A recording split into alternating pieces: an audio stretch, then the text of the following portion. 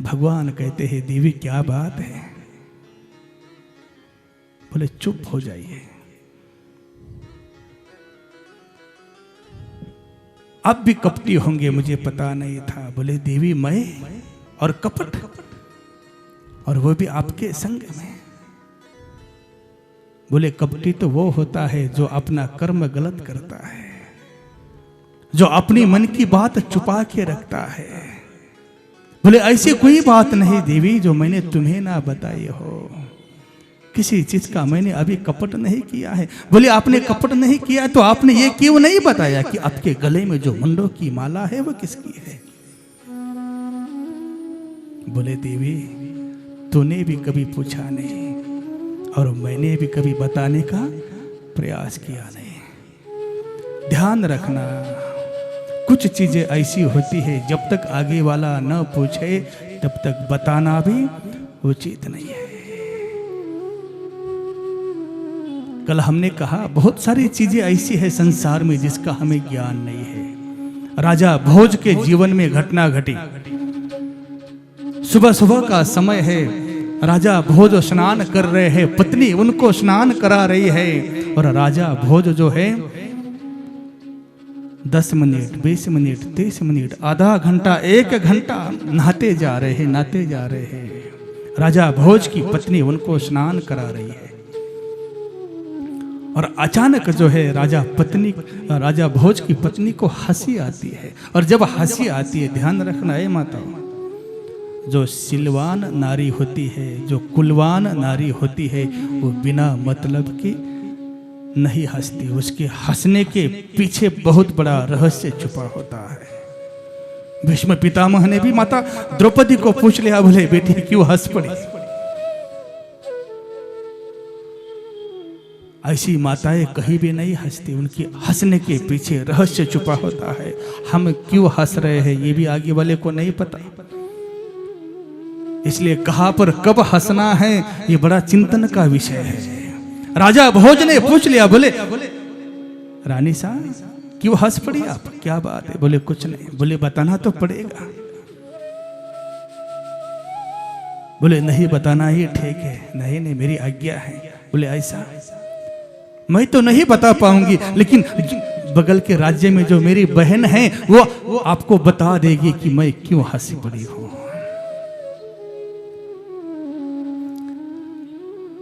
गुरुदेव जी कहते हैं राजा भोज उस पत्नी के बहन के पास चला गया। उन्होंने आते हुए राजा को देखा, प्रणाम किया। राजन आप क्यों आए हैं मुझे पता है।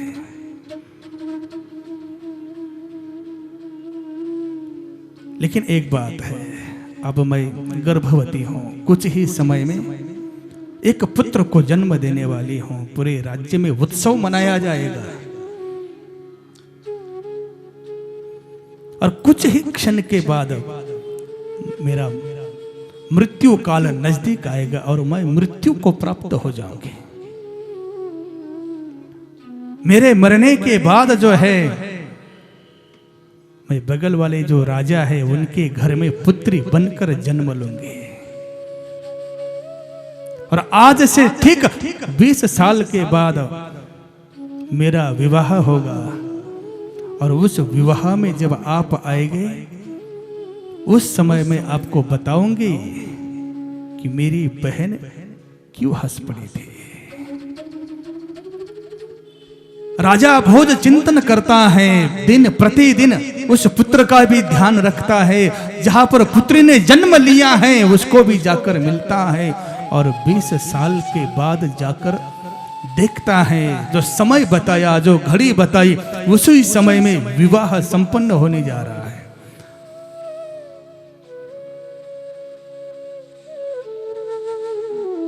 बात यह है, जब विदाई का समय आया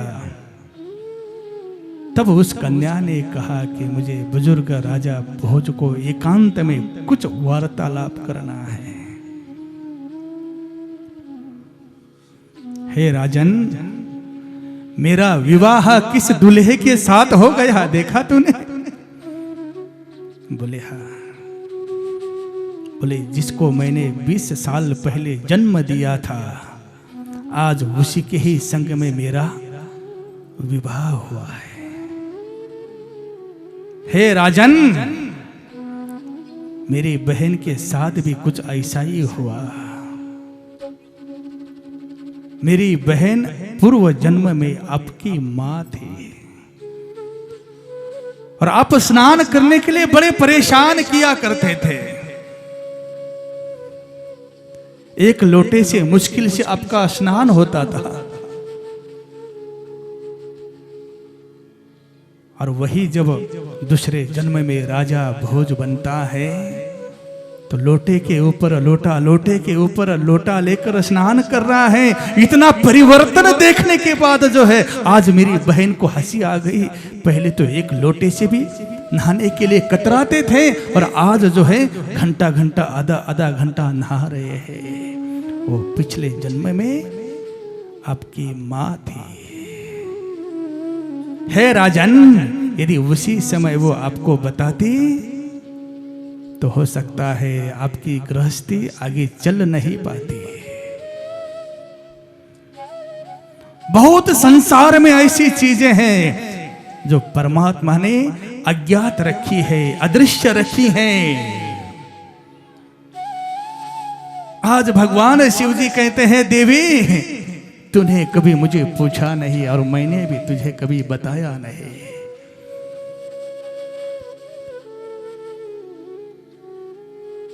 लेकिन एक बात बताओ, मैं सबसे ज्यादा तुमसे प्रेम करता हूं, इसका यदि कोई उदाहरण है देवी, तो मेरे गले में ये मुंडों की माला है। लीला कार्य को संपन्न करने के लिए है देवी, जितनी बार तूने अवतार लिया, जन्म लिया और तेरा अवतार कार्य संपन्न होने के बाद जब तू अपना लीला कार्य संपन्न करती है, उसके बाद उस शिष्य को मैंने अपने गले में माला के रूप में धारण किया। माता पार्वती और क्रोधित हो गई।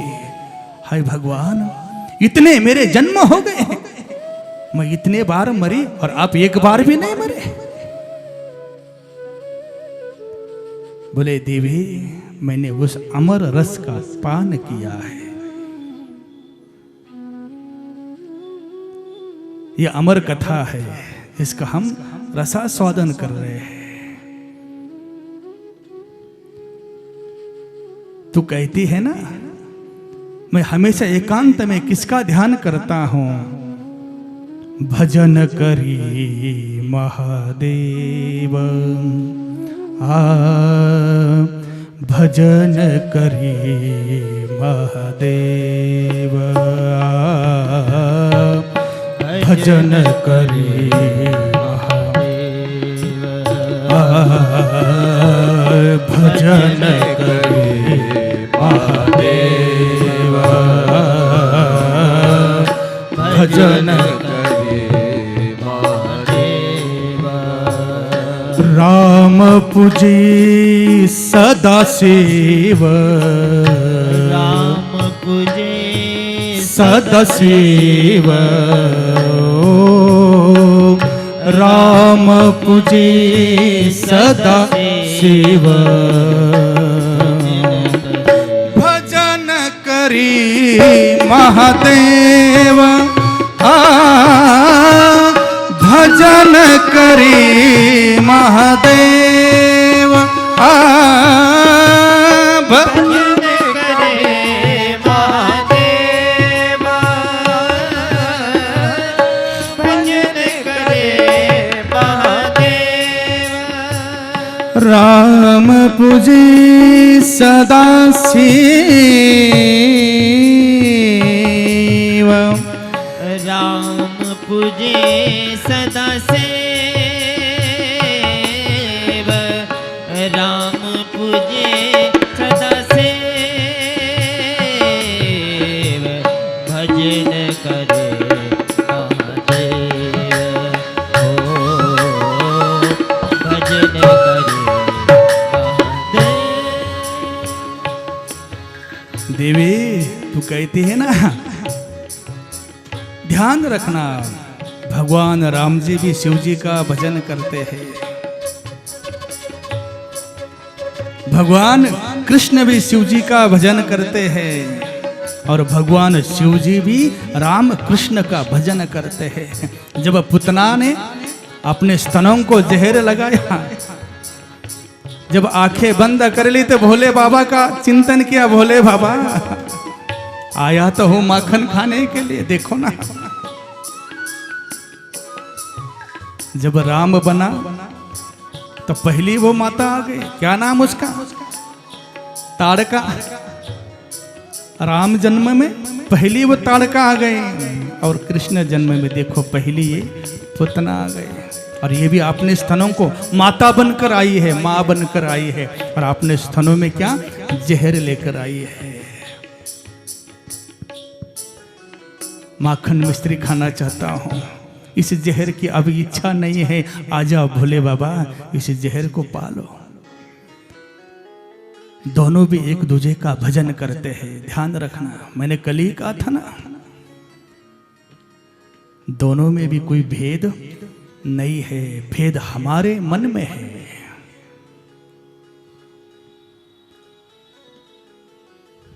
किसी भी एक अंग को पकड़ के चलो जिसकी हम उपासना करते हैं। हमारे गुरुदेव जी कहते हैं हम सभी को प्रणाम करते हैं और प्रणाम करने के बाद एक इष्ट का चयन करते हैं।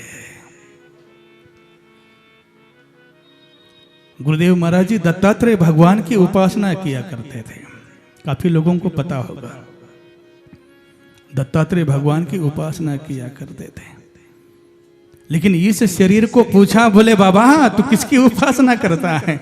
मैंने कहा गुरुजी भगवान शिव जी की उपासना करता हूँ। बोले तेरे मन में ऐसा क्यों आया? हमने कहा माता जी ने उस राह पर चलाया तो अनायास भगवान शिव जी के प्रति लगन हो गई, तो उनकी उपासना करता हूँ। कोई बात नहीं बेटा, मैं तुझे उसी का ही मंत्र देता हूँ, वही उपासना गुरुदेव जी ने दे दी।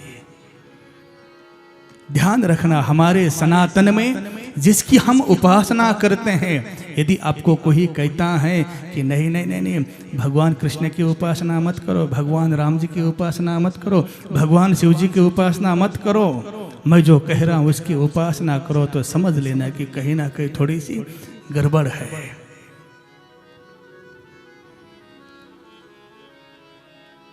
आज जो है भगवान शिव जी कह रहे हैं देवी उस अमर रस का मैंने पान किया है। माता पार्वती कहती है हे भगवान उस रस का पान मैं भी करना चाहती हूँ, कृपा करिए। आज गुरुदेव जी कहते हैं कैलाश में भगवान शिव जी माता पार्वती की वो अमर कथा सुना रहे हैं। चारों तरफ बर्फ ही बर्फ है, शुक पक्षी है, सब पक्षी वहां से उड़ गए हैं, लेकिन शुक पक्षी का एक अंडा वहां पड़ा हुआ है। भगवान शिव जी आते हैं, चारों तरफ देखते हैं और माता पार्वती को अमर रस का पान कराना शुरू करते हैं। बता देते हैं देवी एक के बाद एक कथा चलती रहेगी, उसको सुनते रहना। हमारे जैसा नहीं है। पहले हमारे गुरुदेव महाराज जी 2-2 समय कथा किया करवाते थे, लेकिन धीरे धीरे जो है परिवर्तन आता गया। 6-6 घंटा चलने वाली कथा अब एक समय में होने लगी है। लेकिन गुरुदेव जी कहते हैं कोई बात नहीं, ये अमर कथा इतनी पवित्र है, एक शब्द भी हम यदि अपने जीवन में धारण कर लेते हैं, एक ही शब्द, जैसे परमात्मा की सगुण होती कि नहीं विग्रह, सगुण विग्रह के किसी भी एक अंग का यदि हम ध्यान करते हैं, एक एक अंग का ध्यान जब करते हैं, तो एक समय ऐसा आता है कि जिस अंग का हम ध्यान करते हैं वही झांकी हृदय में प्रकट होना शुरू होती है। परिवर्तन के लिए बहुत शब्दों की आवश्यकता नहीं है। निगम करपो तलोल गलितम। ये कल्प रूपी जो वृक्ष है, उस कल्प रूपी वृक्ष का ये फल है, और उस फल को जो है सुखदेव जी का मुख लगा हुआ है। सुखदेव जी ने उसका प्राशन किया है।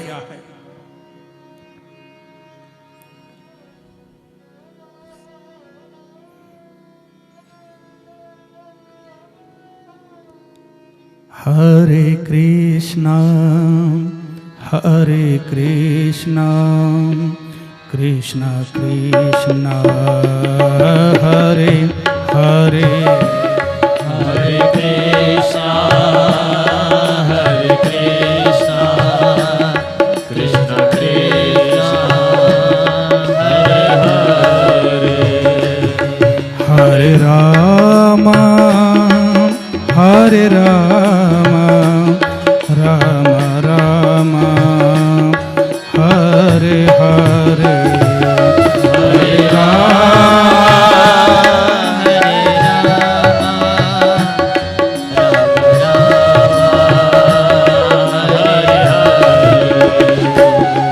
हरे कृष्णा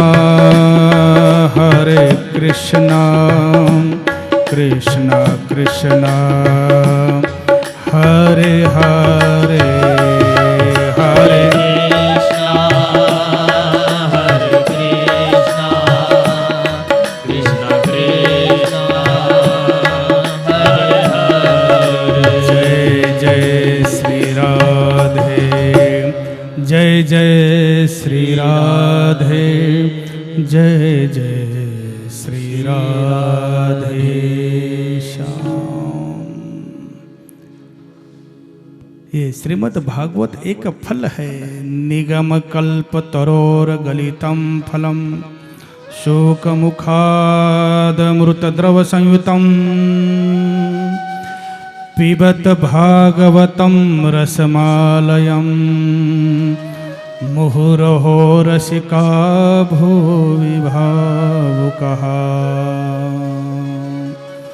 वेद रूपी वृक्ष के द्वारा प्राप्त हुआ जो फल है, उस फल का नाम ही श्रीमद् भागवत है।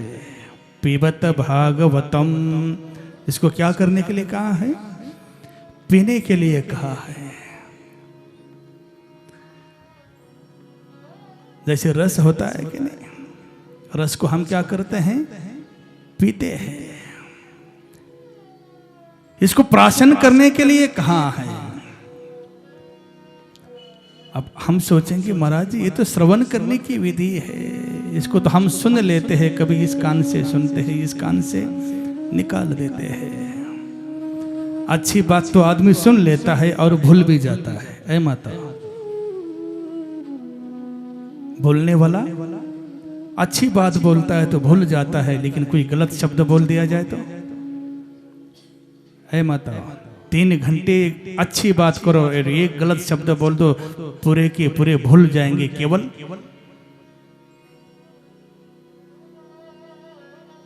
लेकिन गुरुदेव जी कहते हैं इसको हमें श्रवण करना है, यानी इतना धारण करना है, इसके अंदर की कोई भी चीज का हमें त्याग नहीं करना है।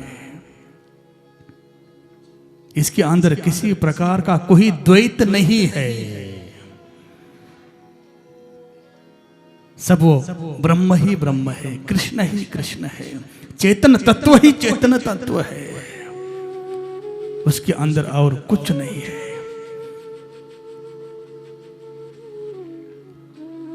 इसलिए गुरुदेव जी कहते हैं एक ही शब्द क्यों ना हो, हम अपने जीवन में धारण करने का प्रयास करें, जिससे हमारा कल्याण हो। धर्म को धारण करें। निश्चित है इस सनातन के अंदर हम रह रहे हैं, इस हिंदुस्तान के अंदर हम रह रहे हैं। गुरुदेव जी कहते हैं हमारे डीएनए के अंदर ही ऐसा एक प्रभाव हो चुका है कि हम किसी ना किसी अंग में जरूर हो गए। हम कहीं ना कहीं अवश्य जुड़ेंगे। ये मनुष्य प्राणी ऐसा है, कहीं ना कहीं अवश्य जुड़ता है, बिना जुड़े वो रह नहीं सकता। यदि धर्म के मार्ग पर रहेगा तो धर्म के मार्ग पर चलेगा, नहीं धर्म के मार्ग पर चलता है तो अधर्म के मार्ग पर चलेगा, लेकिन चलेगा जरूर, रुकेगा नहीं। तो गुरुदेव जी कहते हैं चलना है, कहीं ना कहीं चलना है तो धर्म के मार्ग पर ही चलो। किसी भी एक चीज को धारण कर लो, मन में संकल्प कर लो, ए माता 7 दिन में हम कथा श्रवण करेंगे, 7 दिन हम अर्चन आदि करेंगे, हवन आदि करेंगे। चिंतन कर लेना आज से ही कि आखिरी दिन मैंने कोई ऐसी चीज छोड़नी है, कोई ऐसी चीज छोड़नी है जिसका त्याग मुझे करना है। उस चीज के कारण मेरे अपनों को परेशानी होती हो, मेरे शरीर को परेशानी होती हो। मेरे कुछ भाई वगैरह है वो भी संकल्प करे, महाराज जी अभी हम गए थे महाराष्ट्र में, बहुत सारे लोगों ने संकल्प लिया महाराज जी आज के बाद हम व्यसन नहीं करेंगे, मुझे ये चीज खाने की आदत है। आज मैं सभी समाज के सामने संकल्प लेता हूं, व्यास गद्दी को साक्षी मानता हूं कि आज के बाद मैं इस व्यसन को छोड़ देता हूं। बहुत सारे लोग तो ऐसे होते हैं संतों के संग में भी रहते हैं। ध्यान रखना, कोई भी आदत